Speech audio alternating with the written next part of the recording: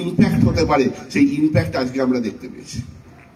অস্বীকার করার কোথাও জায়গা নেই। আমি একজন কট্টর মোহনবাগান সমর্থক। আমি বহুবার বহু সময় আমার নেটওয়ার্ক জীবনে 24-25 বছর নেটওয়ার্ক করেছি, কিন্তু যারা ব্যক্তিগতভাবে আমার সঙ্গে মিশেছে তারা জানেন যে রণদ্বীপ থেকে 1 কোটি টাকার ব্যবসা দিল মোহনবাগান ইস্ট বেঙ্গল খেলার দিন সল্টলেক স্টেডিয়ামের বাইরে রণদ্বীপ থেকে কোথাও পাওয়া যায় না। রণদ্বীপতে সেখানে গিয়ে উপস্থিত থাকে তার দলবলকে নিয়ে গিয়ে। অন্তত কিছু তার সঙ্গপঙ্গ আছে যারা সাপোর্টটা করেন এবং কট্টর সমর্থক যাকে বলা হয়। আপনারা এই রণদ্বীপ থেকে সেদিনকে দেখতে পাবেন না, কিন্তু ফ্ল্যাগ নিয়ে নাচতে আপনি দেখতে পাবেন যদি সল্টলেক স্টেডিয়াম মুখী দেখেন মোহনবাগান ইস্ট বেঙ্গল খেলায়।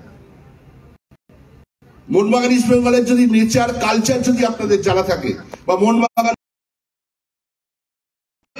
জয় মোহনবাগান, কোনো সময় 1 নম্বর 2 নম্বর গেট মোহনবাগান, 4 নম্বর 5 নম্বর গেট ইস্ট বেঙ্গল, কোনো সময় 4 নম্বর 5 নম্বর গেট মোহনবাগান, 1 নম্বর 2 নম্বর গেট ইস্ট বেঙ্গল, এবং মিডিলটা 3 নম্বর গেট থাকে ব্ল্যাঙ্ক জায়গা।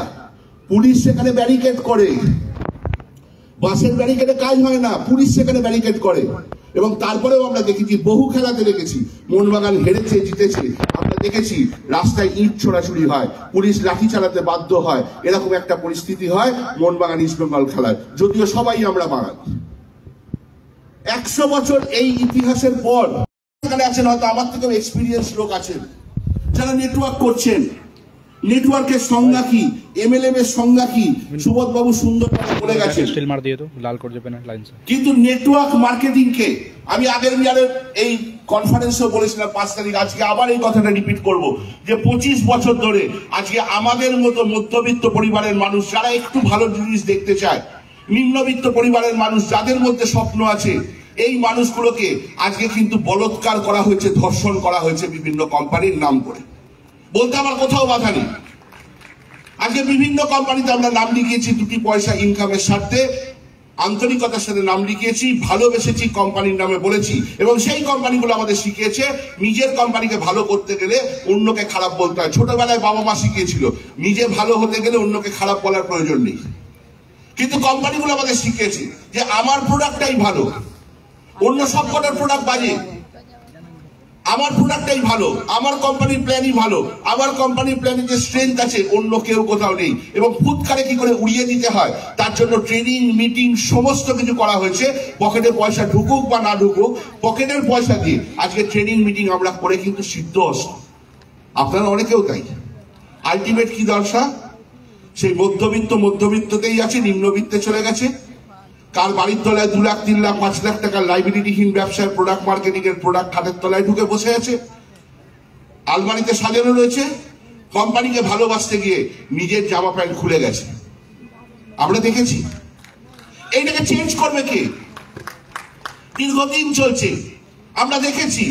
আজকে এই 3000 মানুষ যদি এখানে থাকেন, 2500-3000 মানুষ, ভারতবর্ষের প্রথম কোম্পানি, আমি আসছি, আমি টাইম বেশি আগে নেব না, প্রথম কোম্পানি যারা আজকে সবাই মিলে, যদি আমি জিজ্ঞেস করি যে একটি মাত্র কোম্পানির নাম বলুন যে কোম্পানিতে A to Z, রণদ্বীপতে 1,68,70 সেটা বড় কথা নয়, 1 টাকাও ইনকাম পেয়েছেন, 200 টাকাও ভাউচার বেরিয়েছে, এরকম এখানে একজনও মানুষ আছেন যার আসেনি এখনো, একজনও না বলতে পারবেন না।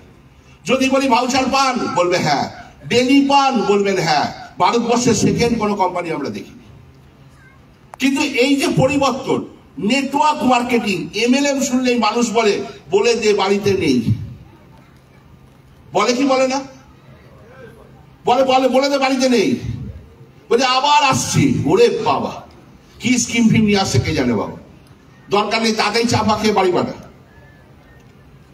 মানে কতটা অপদার্থ হলে, কতটা খারাপ জায়গায় পৌঁছে গেলে আজকে নেটওয়ার্ক মার্কেটিং এর মতো এত বড় সাবজেক্টকে আজকে পশ্চিমবঙ্গ তথা ভারতবর্ষে আমরা কিন্তু শেষ করে দিয়েছি নিজেদের হাতে দাঁড়িয়ে। এবং তার পেছনে 99% কারণ স্কিলড ওয়ার্কার নয়, 99% কারণ ম্যানেজমেন্ট। এই জায়গা থেকে আমি সবসময় বলি যে যেখানে দেখিবে ছাই উড়াইয়া দেখো তাই পাইলেও পাইতে পারো অমূল্য রতন। আজকে লকডাউন পিরিয়ড, কাল কি মানুষ খাবে জানে না, কাল কি হবে মানুষ জানে না, মানুষ দগ্ধে দগ্ধে মরছে। ভাবার মতো একটি মানুষ ছিল 14ই আগস্টে, যেরকম 1-2 মানুষ ভেবেছিল যে সারা ভারতবর্ষ, সারা পশ্চিমবঙ্গে এক করা যায়, আমরা পারি। এই ভাবনাটা নেটওয়ার্ক মার্কেটিং এর ক্ষেত্রে যদি কেউ ভেবে থাকে, আমি নিউট্রালি বলছি, এই কোম্পানিতে আছি বলে বলছি না, সেই মানুষটির নাম মিস্টার সুবোধ কুমার রায়, বলতে কোথাও কোনো সন্দেহ নেই। সেই মানুষটি আজকে দেখিয়েছেন যে নেটওয়ার্ক মার্কেটিং এ প্রত্যেকটা মানুষের ঘরে ডেলি 1000 টাকা, ডেলি 500 টাকা, ডেলি 2000 টাকা, ডেলি 5000 টাকা, সবাই লাখ লাখ টাকা ইনকাম করবে না, সবাই কোটি কোটি টাকা ইনকাম করবে না, সবাই 5 তলা বাড়ি তৈরি করবে না, সবাই গাড়ি কিনবে না, কিন্তু মানুষ কি চায়? সুস্থ স্বাভাবিকভাবে বেঁচে থাকা, সুস্থ স্বাভাবিকভাবে বেঁচে থাকা, সুস্থ স্বাভাবিকভাবে ইনকাম করা, একটা অর্থনৈতিক স্বাধীনতা যেটাকে বলা হয়, 30,000 40,000 টাকার একটা স্ট্যান্ডার্ড ইনকাম করা, সেই ইনকামটা প্রতিটা মানুষ চাই। আমি অন্যায় বলছি? তাহলে সেই কোম্পানিতে রুটি রুজির স্বার্থে আজকে সুবোধ রায় এমন একটি প্ল্যান তৈরি করেছেন, যে প্ল্যানটা সারা ভারতবর্ষে আগামী দিনে আলোচিত হতে চলেছে। এটা কোনো নেটওয়ার্ক MLM কে দিয়ে গুড়িয়ে ফেলবেন না, এই প্ল্যান সারা ভারতবর্ষের ইতিহাসের পাতায় একদিন লেখা থাকবে, এ বিষয়ে কোথাও কোনো সন্দেহ নেই। সেই কোম্পানিতে আমরা কাজ করতে এসেছি, গর্ব হয় আজকে আমার গর্ব হয়। এবং কাজ করতে করতে দেখবেন প্রতিটা মানুষের একটা ফ্রাস্ট্রেশন আছে। সুকান্তবাবু বলছিলেন যারা গবেষণা করেন তাদের সব থেকে আগে ফ্রাস্ট্রেশন আছে। নেটওয়ার্ক মার্কেটিং এ আমরা যারা লিডারশিপ দিই, লিডারশিপে ফার্স্ট সেকেন্ড থার্ড এটা বড় কথা নয়। আজকে আমি ফার্স্ট, কালকে কেউ ফার্স্ট হবে, আমি চাইবো আমি ফার্স্ট থাকি, কেউ চাইবে আমাকে টপকেও পড়ে আসুন। এই হেলদি কম্পিটিশন থাকবে এবং এটা থাকাটা স্বাভাবিক। কিন্তু যিনি বলছিলেন যে ফ্রাস্ট্রেশন আছে, আমরা দেখেছি মার্কেটিং এ কাজ করতে করতে একটা লেভেলের পর পৌঁছানোর পরে মানুষ কিন্তু একটা স্যাটিসফ্যাকশনে চলে যায়। ইভেন আমাদের টিমের ক্ষেত্রে ওটা আমরা দেখেছি। যে মানুষটি বলে এসেছিল দাদা 15,000 টাকা ইনকাম হলেই আমার চলবে, যে মানুষটি বলেছিল যে 5,000 টাকা ইনকাম হলে স্যার আপনাকে আমি ঘাড়ে করে নিয়ে নাচবো, আজকে সে যখন 50,000 1 লাখ টাকা মাসে ইনকাম করে, 2 লাখ টাকা মাসে ইনকাম করে, তখন কি হয় আপনারা বলুন? তখন একটাই জিনিস হয়, তাদের মধ্যে একটা স্যাটিসফ্যাকশন কাজ করে। এবং এই স্যাটিসফ্যাকশনের ফলে আমার ব্যক্তিগত মত যে এই 4 বছর পরে এই কোম্পানিটা যথেষ্ট ভালো গ্রোথ, এই গ্রোথ অন্য কোনো কোম্পানির নেই। যে প্ল্যান উনি দিয়েছেন এই প্ল্যান সেকেন্ড কোনো কোম্পানিতে নেই। মৃত্যুর পরেও ইনকাম দেখিয়ে দিয়ে গেছে এই কোম্পানি, আমরা আজ পর্যন্ত কোনোদিন শুনিনি।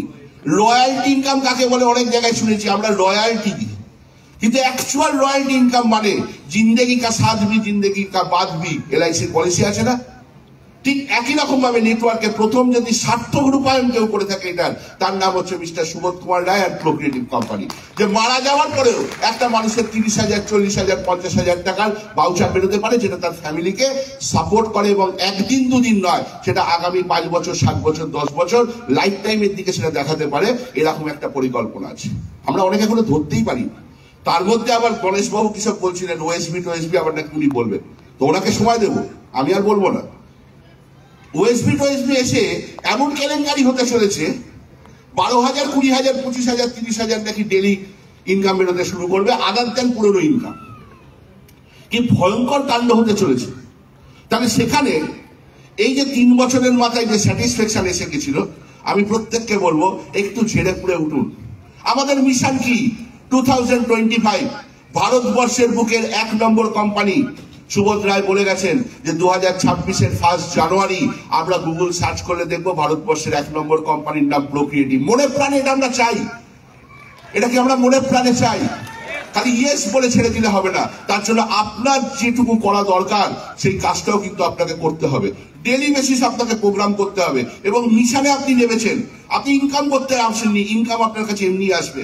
আপনি মিশনে নেমেছেন, সেই মিশনটাকে ফুলফিল করতে হবে। ইভেন রণদীপদেও তার মধ্যে সেই পার্টিসিপেশনটা করবে, আপনারা সবাই মিলে করবেন। 2025-এর মধ্যে ভারতবর্ষের মুখে এই কোম্পানিকে দেখিয়ে দেবো আমরা যে কোম্পানি মানে কি, নেটওয়ার্ক মানে কি। ভারতবর্ষের বহু মানুষকে, যার মধ্যে স্বপ্ন আছে, বাসনা আছে, চাহিদা আছে, সেই মানুষকে টপ মোস্ট পজিশনে পৌঁছতে পারে সেকেন্ড কোনো ইন্ডাস্ট্রি ভারতবর্ষে নেই আদার দ্যান নেটওয়ার্ক। এবং তার সস্পষ্ট প্রমাণ হিসাবে এটাকে তুলে ধরবে প্রো ক্রিয়েটিভ। চাই না আমরা? আপনাদের কি মনে হয় আমরা কোনো অন্যায় কোম্পানিতে কাজ করছি? আপনাদের কি মনে হয় আমরা কোনো অন্যায় কাজ করছি? ডেফিনেটলি নয়। তাহলে সেই কোম্পানির পাশে দাঁড়িয়ে এত ভালো ম্যানেজমেন্ট পেয়েছেন, হ্যাটস অফ ম্যানেজমেন্টকে, এত ভালো ম্যানেজমেন্ট পেয়েছেন, যেভাবে সহযোগিতা করছে, সেই সহযোগিতার হাত যদি আমাদের তরফ থেকে বাড়িয়ে দিই, বোধ দিক থেকে যদি সহযোগিতা আসে, তাহলে কি হতে পারে? শেষ করবো এটা বলেই, বাংলা কিন্তু আবার নেতৃত্ব দিচ্ছে। What Bengal things today, rest of India things tomorrow আমরা শুনে এসেছি। আমার বাংলা নেতৃত্ব দিচ্ছে এবং আমি দৃঢ় বিশ্বাস করি, আমি আগে বহুবার 3 বছর এই মিটিং এ বলেছি যে একদিন এরকম আসবে দিল্লি, বোম্বে, গুজরাটের কোম্পানিরা ভারতবর্ষে এসে, পশ্চিমবঙ্গে এসে আমাদের দিয়ে ব্যবসা করিয়ে তারা বড় লোক হয়েছে। সারা ভারতবর্ষে একটা সময় বাঙালিদের যে নাম ছিল, আজকে ঘেন্না করে, থুতু ছেটায় মানুষকে, শুনলে খারাপ লাগবে, এটাই বাস্তব। কিন্তু দিন আর বেশি বাকি নেই, বেশি বাকি নেই।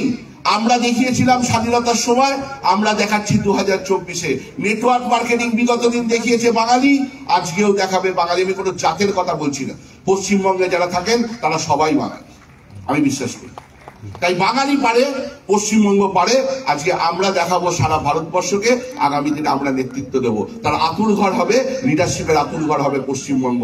এই নেশা নিয়ে, এই বাসনা নিয়ে, এই জেদ নিয়ে আপনারা সবাই এই হল থেকে যাবেন আজকে সুবোধবাবুর বক্তব্য শুনে।